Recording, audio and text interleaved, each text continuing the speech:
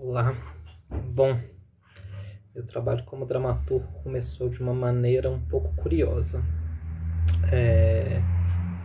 Cristina Tolentino com o grupo Baiu tinham resolvido montar uma peça baseada no Sopro de Vida da Clarice Lispector. E eles cometeram um erro, talvez, de muita distração, que foi só conferir como faz e quanto seria os direitos autorais para montar a adaptação depois que a dramaturgia já estava desenvolvida.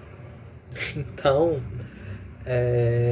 colocou a coisa no completo impasse. Foram algum tempo de negociação para ver se conseguia baixar, algum tempo de negociação para ver se conseguia liberar, conversar com o herdeiro e tudo. E intransigentemente não foi possível isso acontecer. Então, eu já escrevi umas coisas e tal, e daí, sabendo desse impasse, eu falei, e se, ao invés de manter esse texto, né, a gente pudesse fazer, de certa forma, uma paráfrase do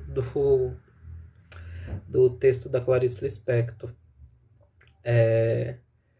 Uma parte do texto poderia ser mantido, né, porque tem uma parte um limite que você pode usar de direito autoral, e outra parte poderia ser completamente reescrita de Clarice Lispector, pegando as ideias, né, que estariam articulando na cena, ou seja, uma parte do trabalho de dramaturgia já tinha sido feito, e coube a mim, de certa forma, traduzir o texto para português da mesma forma para conseguir criar esse novo texto baseado no texto de Clarice Lispector. Então, eu entrei para dramaturgia um pouco sem querer, mas já desenvolvendo um certo tipo de trabalho que era buscar, por exemplo, nas metáforas da Clarice Lispector, buscar outras metáforas semelhantes, outros momentos semelhantes para conseguir manter aquela história, aquela estrutura que estava sendo baseada na peça se manteve. E assim surgiu o primeiro texto que eu escrevi, que foi Eu Te Amo na Sua Trágica Beleza, isso lá no início do século, dirigido pela Cristina Tolentino, junto com o grupo Baiu, né, com quem eu vim trabalhar depois algumas vezes novamente.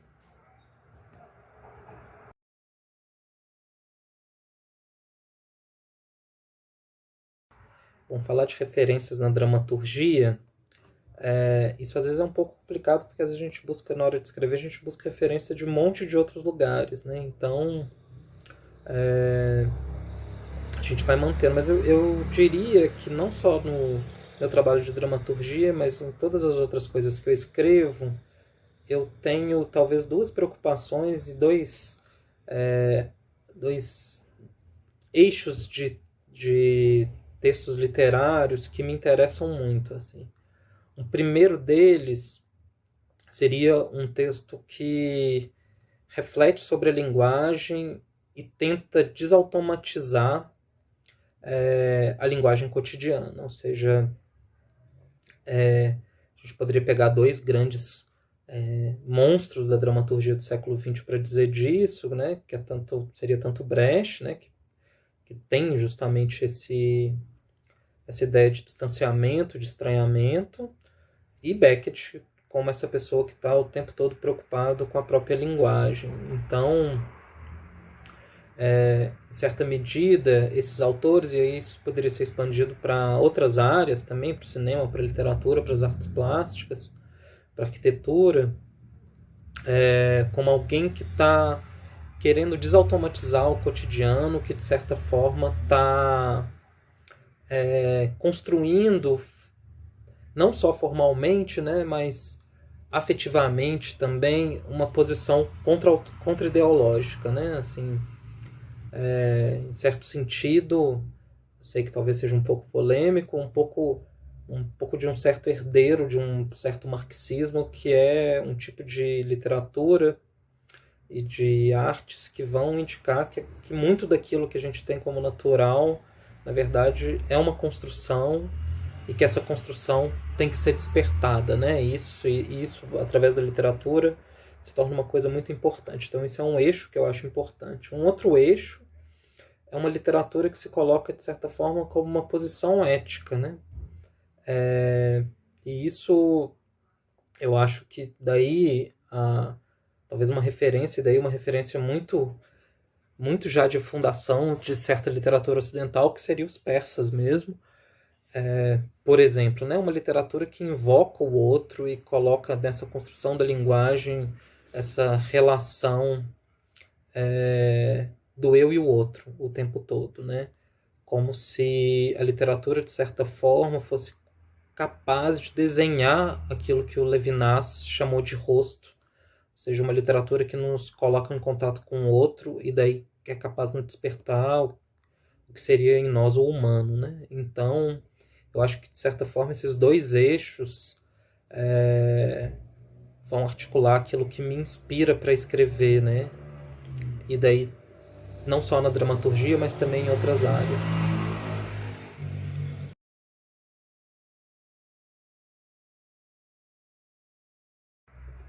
Existe uma coisa que eu acho que é muito interessante em processos de dramaturgia, e principalmente na dramaturgia mais recente, que não é mais realizada, né? Assim como a partir desde o início do século XX, não é mais realizada tanto pelo autor, né? Mas tem muitos... Toda a dimensão coletiva do teatro, ela está muito mais realçada, então esse texto ele vai ganhando muitas vozes, muitos interesses, muitos desvios, muitas intensidades diferentes.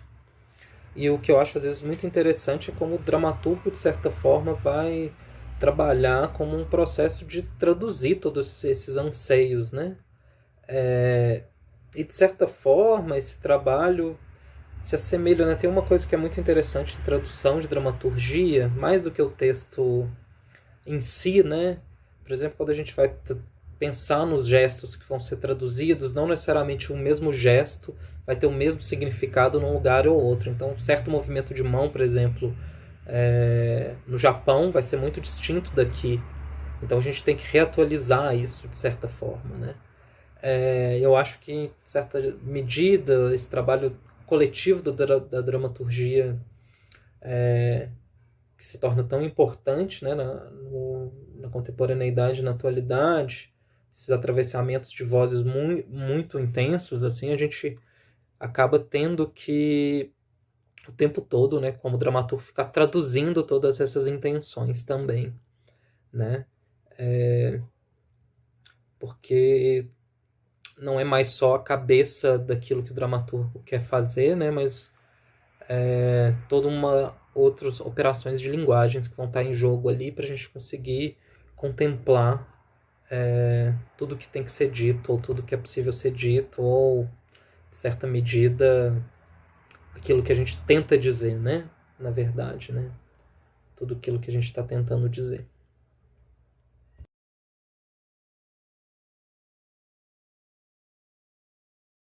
Bom, Charlotte Peixe Borboleta, ela foi escrito ao mesmo tempo que eu estava escrevendo a minha tese de doutorado, que é uma relação entre a teoria da literatura e outras teorias da arte no século XX.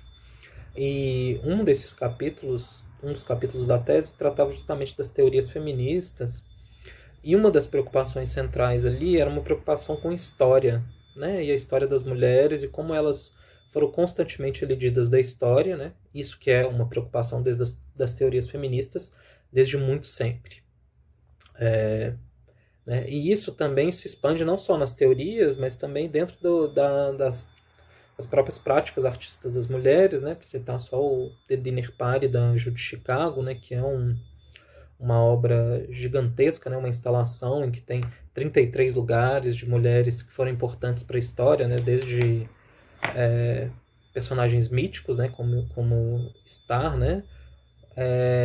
Como escritoras contemporâneas, tipo Virginia Woolf, e no chão ainda são escritos nomes de outras 999 mulheres, que no final, na saída dessa instalação, é possível ver o painel descrevendo todas essas mulheres lá. Então, essa preocupação com a história das mulheres era uma constante muito importante dentro das teorias feministas, E quando se começou a pensar no Charlotte Peixe Borboleta, se trouxe como algo importante no grupo tentar contar um pouco dessas histórias dessas mulheres, mas aí não mais num certo sentido reviver histórias de certas mulheres conhecidas, né, mas de trazer histórias que talvez sejam que várias mulheres vivem, ou seja, histórias que tenham certas interseções, né? Então, muitas das situações da peça foram trazidas por outras pessoas que estavam envolvidas na montagem, né? Algumas outras eu também propus, né? Então também foi um caminho para conseguir achar uma fórmula de que essas cenas conseguissem começar a se transmutar, porque isso também era uma preocupação, né? O início do texto da peça é um texto que diz sobre encontrar o outro, sobre criar os hífens, né? E que de certa forma então também retoma um pouco daquilo que eu estava dizendo de uma certa dimensão ética da literatura, né, com uma vontade também de ser um texto em que encontrasse, né, os outros e que dissesse desse encontro, desse desenvolvimento, desse devir e desse encontro do corpo que o teatro, inclusive, demanda e exige e que nos encanta, né, e que nos faz tanta falta, né, agora que tem um ano de teatros fechados. Então, o Charlotte nasce disso, né? E Charlotte conta a história dessa personagem, Charlotte, que é uma personagem que se transforma o tempo todo, mas que também não deixa de ser Charlotte. É uma personagem que se soma, que se constrói, se desconstrói, que busca na linguagem, que busca no corpo manter suas vivências, suas histórias e que tenta transmitir essas experiências para os outros. É isso.